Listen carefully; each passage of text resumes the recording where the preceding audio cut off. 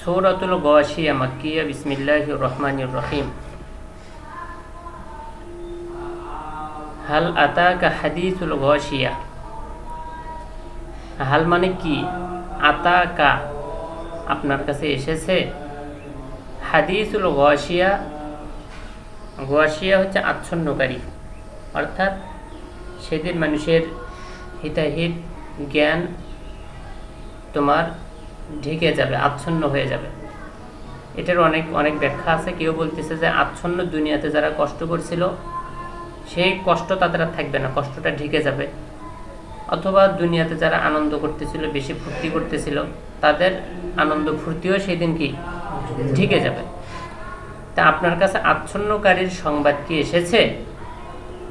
বুজুহু ইয়াউমাইদিন খাশিয়া, সেদিন কিছু চেহারা হবে। বুজুহ মানে কি অজহুন থেকে বুজুহুন, কিছু চেহারা সেই দিন হবে খাশিয়া, নত, লজ্জিত, লাঞ্ছিত হবে। আমিলাতুন নাসিবা, যারা মূলত দুনিয়াতে ক্লান্ত শ্রান্ত হয়ে গেছিল, আমল করতে করতে, কাজ করতে করতে, হতে পারে বিদআতি কাজ, শিরকি কাজ করতে করতে কি ক্লান্ত হয়ে গেছে, কিন্তু সেদিন কোনো উপকার হবে না। অথবা দুনিয়ার কাজ করতে করতে কি ক্লান্ত শ্রান্ত হয়ে গেছে, কিন্তু তারা সেদিন থাকবে লজ্জিত, অপমানিত, নত হয়ে। তাসলা নারন হামিয়া, সেই চেহারাগুলো, এখানে উজুহুনের দিকে তাসলা শব্দটা ফিরে গেছে, যে তাসলা নারন হামিয়া, সেদিন সেই চেহারাগুলো আগুনের মধ্যে যাবে। যে আগুনটা হবে কি হামিয়া, উত্তপ্ত। তারপরে হচ্ছে ফুটন্ত, ঠিক আছে? উত্তপ্ত আগুনের মধ্যে তারা যাবে। তুসকা মিন আইনিন আনিয়া, তাদেরকে পানি পান করানো হবে মিন আইনিন আনিয়া। আইনুন মানে হচ্ছে ঝর্ণা, আর আনিয়া মানে হচ্ছে ফুটন্ত, উত্তপ্ত, ফুটন্ত।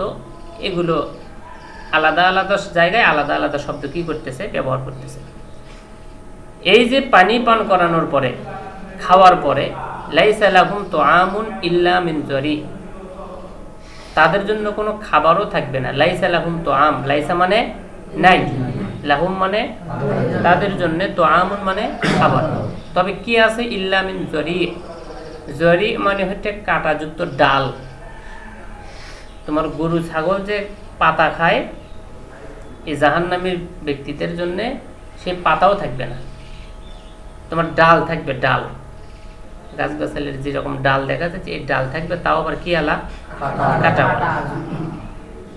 লা ইসমিনু ওয়ালা ইউগনি মিন জু, যে খাওয়াতে লা ইসমিনু, সে কি হবে না, স্বাস্থ্যবান হবে না। সামিনুন মানে কি মোটা। তা মোটা মানুষ কখন হয়? খাওয়া দাওয়া ভালো হয়, চামড়া ভালো হয়। লা ইসমিনু, সে স্বাস্থ্যবান হবে না। ওয়ালা ইউগনি মিন জু, জুউন মানে ক্ষুধা, মিন জু ক্ষুধা থেকে, লা ইউগনি, সে ধনীও হবে না। ধনী মানে কি? যে মানুষের কাছে কি চায় না, মানুষের কাছ থেকে মুখ ফিরিয়ে থাকে। তাহলে এখানে খাদ্য থেকে সে মুখ ফিরিয়ে থাকতে পারবে না, অর্থাৎ তার যে পেট ভরে গেছে এমনটা হবে না। এইরকম তোমার কষ্টদায়ক খাবার সে জাহান্নামের মধ্যে থাকবে। এটা এক শ্রেণীর ব্যক্তির কথা আল্লাহ তাআলা বললেন। আরেক শ্রেণীর ব্যক্তির কথা আল্লাহ বলছেন, বুজুহু ইয়াউমাইদিন নাইমা, সেদিন আবার কিছু চেহারা থাকবে উজ্জ্বল, তারা থাকবে আনন্দিত, খুশি। লিসাইহা, তাদের চেষ্টার কারণে। কিসের কারণে? চেষ্টা।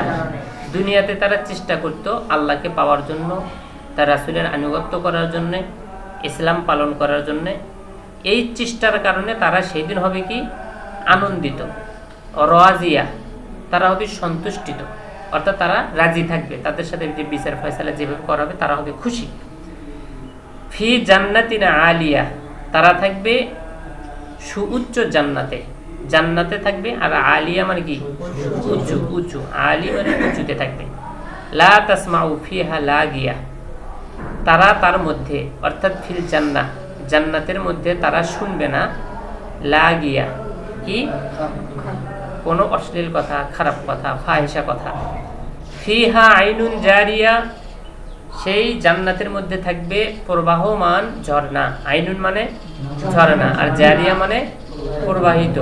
সাদাকায়ে জারিয়া আছে না, যেটা চলতেই থাকে। প্রবাহমান ঝর্ণা মানে পানি পড়তেই আছে, যেতেই আছে। ফিহা সুরুরুম মারফুআ, সেই জায়গাতে থাকবে কি সুউচ্চ, উঁচু উঁচু খাট, সিংহাসন। সারিরুন মানে খাট, সিংহাসন, তার বহুবচন হচ্ছে সুরুর। তার মধ্যে সুউচ্চ কি থাকবে, খাট থাকবে। ওয়া আকওয়াবুম মাউজুআ, ওয়া আকওয়াবুম মাউজুআ, কুবুনের বহুবচন আকওয়াব মানে কি পান পেয়ালা, পান করার পাত্র। সেই পাত্র থাকবে মাউজুআ, মাউজুআ মানে সাজানোই থাকবে। কি থাকবে, সাজানো। বলা লাগবে না যে পানি নিয়ে এসে দাও, ঠিক আছে, সাজানো থাকবে। ওয়া নামারিকু মাসফুফা, নামারিক মানে হচ্ছে তোমার বালুশ, বালিশ আছে না, বালিশ, গদি, যে কোনো জিনিস আরামায়েশ করার জন্যে সেটা থাকবে। নামারিক শব্দটা বহুবচন হচ্ছে নামরকুন, নিমরিকুন, নুমরুকুন। দুটাই জবর দিয়ে, দুটাই জের দিয়ে, দুটাই পেশ দিয়ে। নামরকুন, নিমরিকুন, নুমরুকুন, এটা হচ্ছে এক বচন। এর বহুবচন হচ্ছে নামারিক। মাসফুফা মানে হচ্ছে তোমার কি সারিবদ্ধ করা, সারি সারি দেওয়া আছে, করে দেওয়া আছে এই বালিশগুলো, গালিচাগুলো, সেটা থাকবে। ওয়া জারাবিয়্যু মাবসুসা, যারা হচ্ছে গালিচা, আর মাবসুসা মানে বিছানো থাকবে। অর্থাৎ একজন মানুষের জান্নাতে থাকার জন্যে, সুন্দর জীবন ব্যবস্থা থাকার জন্য যেরকম হওয়া দরকার, জান্নাতে সব কিছু থাকবে। এইগুলো হলো অবস্থা। এখন যারা পাপী জাহান্নামী, তাদের একটা ক্যাটাগরি তিনি উল্লেখ করলেন আল্লাহ তাআলা। যারা জান্নাতি, জান্নাতের মধ্যে কি কি থাকবে, জাহান্নামের মধ্যে কি কি থাকবে, এটাও একটা কি নির্ণয় করলেন। এখন মানুষের বুঝার জন্য বলতেছে, আফালা ইয়ানজুরুনা ইলাল ইবিলি কাইফা খুলিকাত, তারা কি দেখে না, ইলাল ইবিলি মানে, ইবিল মানে কি উট, উটের দিকে, কাইফা খুলিকাত কিভাবে উটকে সৃষ্টি করা হয়েছে। তাহলে উটকে কেন এই কথা বলা হলো, প্রাণী তো আরো অনেক আছে, উটের কথা এই জন্য বলা হলো যে উট হচ্ছে সবচাইতে শক্তিশালী প্রাণী। আজকের একটা প্রাণী না খেয়ে থাকলে অসুস্থ হতে পারে, সমস্যা হতে পারে, কিন্তু উট ওই অনেক দিনের খাবারে একবারে কি করে, রিজার্ভ করে, এরপরে সেখান থেকে আস্তে আস্তে কি খায়। তারপরে তার পায়ে আছে শক্তি, তার কাছে মানুষ যাইতে পারে না, সহজে আক্রমণ করতে পারে না তাকে। এরপরেও সবচাইতে আনুগত্যশীল প্রাণী কিন্তু কি উট। সবচাইতে শক্তিশালী হওয়ার পরেও সবচাইতে আনুগত্যশীল কি উট। আল্লাহ তাআলা বুঝাচ্ছেন, তাহলে বান্দা, তোমাকে আল্লাহ তাআলা এত কিছু দেওয়ার পরে তোমার তো শক্তি নেই। ওয়াখুলিকাল ইনসানু যায়ীফা, মানুষকে আল্লাহ তাআলা দুর্বল করে সৃষ্টি করছে। তো উটকে এত শক্তি দেওয়ার পরেও উট যদি আনুগত্যশীল হতে পারে, তা তুমি বান্দা কেন লাগামহীন হয়ে চলতেছো? আল্লাহ তাআলা এটা বুঝাতে চাচ্ছেন যে তোমার তো শক্তি নেই, তাহলে তুমি কেন লাগামহীন হবে চলছো। আল্লাহ আরো বলছেন, ওয়াইলা সামাই কাইফা রুফিআত, তারা কি আসমানের দিকে দেখে না, এই আসমানকে কিভাবে ওপরে রাখা হয়েছে, রুফিআত ওপরে তুলে রাখা হয়েছে, কোনো খুঁটি নাই, কিছু নাই। ওয়াইলাল জিবালি কাইফা নুসিবাত, কিভাবে পাহাড়গুলোকে স্থাপন করে দেওয়া আছে, নুসিবাত। সূরা নাবার মধ্যে আছে কি জিবালগুলোকে আওতাদ হিসেবে দেওয়া আছে, পেরেক পেরেক মেরে দেওয়া আছে। একটা দেয়ালে কোনো কিছু লাগিয়েছো, উঠতেছে, বারবার উঠতেছে, পেরাক মেরে দিছো, মানে সেটা কিটা তোমার কাপড়টা, সেই কাগজটা নড়াচড়া করতেছে। আসলে পেরাকটা দিয়ে কি পেরাকের কাজ হলো, কার কাজ হলো, কাগজের কাজ হলো।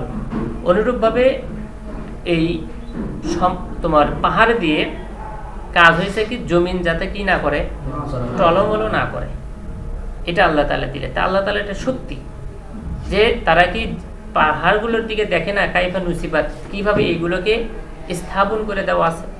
ওয়াইলা সামাই ওয়াইলাল আরদি কাইফা সুতিহাত, জমিনকে দেখে না কিভাবে বিস্তৃত করে দেওয়া আছে। বিস্তৃত মানে কিভাবে সাজানো আছে, যে কোথাও তোমার মানুষের মতো করে চলাফেরা করতে পারতেছে। হ্যাঁ, জমিন করে দিছেন আল্লাহ, কিন্তু এমন জায়গায় দিছেন মেলা উঁচু, আবার এক জায়গায় কি অনেক গর্ত, মানুষ চলাচল করতে পারতেছে না, আল্লাহ সেভাবে দেন নাই, একেবারে সমানভাবে দিছে, মানুষের চলাচল করার কি উপযুক্ত করে দিছেন এটা।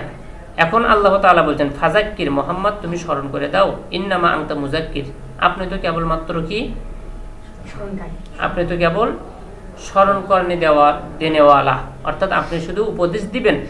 লাস্তা আলাইহিম বিমুসাইতির, আপনি তাদের উপরে কি নন, দারোগা নন, আপনি তাদের উপরে বল প্রয়োগকারী নন, আপনি শুধু উপদেশ দিবেন। এই কথার দ্বারা অনেকেই মনে করে 5 ওয়াক্ত সালাত আদায় করে না যারা, তাদেরকে শাসন করা চলবে না, কারণ আল্লাহ তো বলছেন মোহাম্মদকেই যে আপনি তাদের উপরে কি বল প্রয়োগকারী নন, আপনি তাদের উপরে দারোগা নন। এটা যদি আমরা এটার অনুবাদ ধরি, তাহলে আবার তো যে ব্যক্তি জিনা করছে সেই ব্যক্তিকে তো আবার কি করা হয়, পাথর মারে কি করা হয়, রজম করা হয়, হত্যা করা হয়। আবার বিবাহিত না হলে তাকে 100 বেদাঘাত করা হয়, চুরি করলে তার কি করা হয়, হাত কাটা হয়। অত্র আয়াতে বলতেছেন কি আল্লাহ, আপনি তাদের উপরে দারোগা নন, আবার অন্য জায়গায় কি করে নিচ্ছেন, হাত কাটে নিচ্ছেন। তাহলে এটা কি একসাথে মিল থাকলো? মূলত এই কথা দ্বারা উদ্দেশ্য হচ্ছে কাফের মুশরিকদেরকে ইসলামে নিয়ে আসার ব্যাপারে আপনি কি নন, দারোগা নন, যে জোর করে ওদেরকে ইসলামে নিয়ে আসতে হবে বিষয়টা তা নয়, কিন্তু ইসলামের মধ্যে যারা আছে তারা ইসলামী বিধান মেনে চলবে, ইসলামী বিধান না মানলে তাদের উপরে ইসলামী আইন প্রয়োগ হবে। এটাতে এই কথা খাটবে না যে চুরি করছে তার হাত কাটার সময় বলছে আপনি হাত কাটতেছেন কেন, আল্লাহ মোহাম্মদকে বলছেন তো আপনি কি নন, দারোগা নন। তাহলে এই কথা কাদের জন্য, কাফের, যে কাফেরদেরকে জোর করে আপনার মুসলমান বানানোর কি নেই, দরকার নেই। কারণ আল্লাহ বলছেন ইল্লা মান তাওয়াল্লা ওয়া কাফার, আপনি উপদেশ দিচ্ছেন যে মুখ ফিরে নেয়, তাওয়াল্লা মানে মুখ ফিরে নেয়, ওয়া কাফারা এবং কুফরি করে, ফায়ুআযিবুহুল্লাহুল আযাবাল আকবার, আল্লাহ তাআলা তাকে শাস্তি দিবেন, আল আযাবাল আকবার মানে বড় শাস্তি। মুখ ফিরে নিচ্ছে নেক, আল্লাহ তাআলা তাকে বড় শাস্তি দিবেন। ইন্না ইলাইনা ইয়াবাহুম, নিশ্চয় আমাদের দিকেই, আল্লাহ বলছেন ইলাইনা আমাদের দিকেই, ইয়াবাহুম মানে তাদের প্রত্যাবর্তন স্থল, অর্থাৎ আমাদের দিকেই তাদেরকে ফিরে আসতে হবে। সুম্মা ইন্না আলাইনা হিসাবাহুম, আর আমাদের ওপরই, এখানে আল্লাহ তাআলা তার শানে মর্যাদার শানে বহু বচনের শব্দ কি করেন, ব্যবহার করেন, কিন্তু আল্লাহ তাআলা কতজন, একজনই, সম্মানের খাতিরে তিনি বহু বচনের শব্দ ব্যবহার করেন, যে ইন্না আলাইনা নিশ্চয় আমার দিকেই, ইন্না ইলাইনা ইয়াবাহুম নিশ্চয় তাদের ফিরে আসাটা কি আমার কাছেই, সুম্মা ইন্না আলাইনা হিসাবাহুম অতঃপর আলাইনা মানে আমার ওপরেই, হিসাবাহুম তাদের হিসাবের কি দায়িত্ব আছে। সুতরাং তাদেরকে তুমি স্মরণ করে দিচ্ছ, তারা মুখ ফিরিয়ে নিচ্ছে, তারা কুফরি করতেছে, এইটার ব্যাপারে তুমি এত টেনশন করো না যে তাদেরকে জোর করে হলেও মুসলমান বানানোই লাগবে। আচ্ছা ঠিক আছে।